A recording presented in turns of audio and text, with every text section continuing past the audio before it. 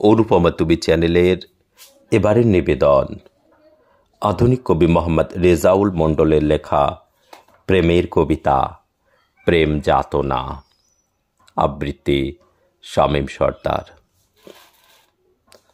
প্রেমের মানে যন্ত্রণা নয়, এই সরল ভাষাটা বোঝনি তো, তাই আমি বুঝেছিলাম।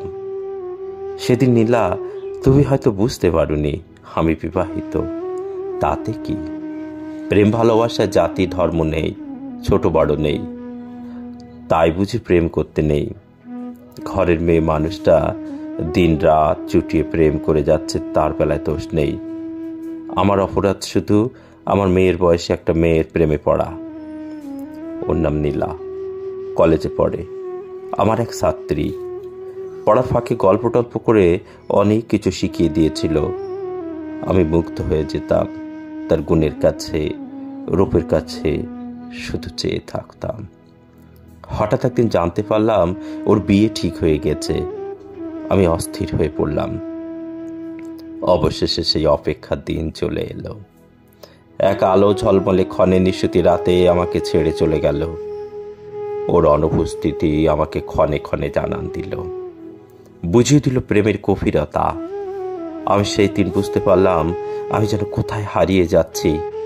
কে যেন রাতে ঘুমের মধ্যে আমাকে ডেকে চলেছে, বারংবার আকর্ষণ করে চলেছে আমাকে।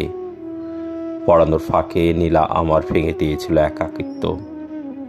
না বুঝে আমার মনের মাঝে অনেকখানি জায়গা করে নিয়েছিল। আমাদের একঘেয়েমি পড়াশোনার মাঝে হারিয়ে যায় আমাদের আবেগগুলো।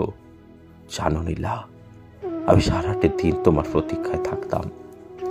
হঠাৎ একদিন আমার মুঠো ফোনে একটা মেসেজ পেলাম, হ্যালো। এটা আমার নিজস্ব নাম্বার। এতদিনে নীলার প্রতি আমার ভালোবাসা এতটুকু কমেনি, বলা চলে ভালোবাসা আরও বেড়ে গিয়েছিল। নীলার নিষ্পাপ ভালোবাসা আমার মনের গভীরে বিস্তার করেছিল। ভালোবাসা মানে যাতনা, এটা সহজ।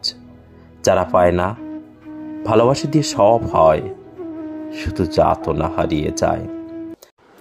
অনুপমা তুমি চ্যানেলের পরবর্তী গল্প বা কবিতা পেতে সবার আগে ইউটিউবে চ্যানেলটি সাবস্ক্রাইব করুন।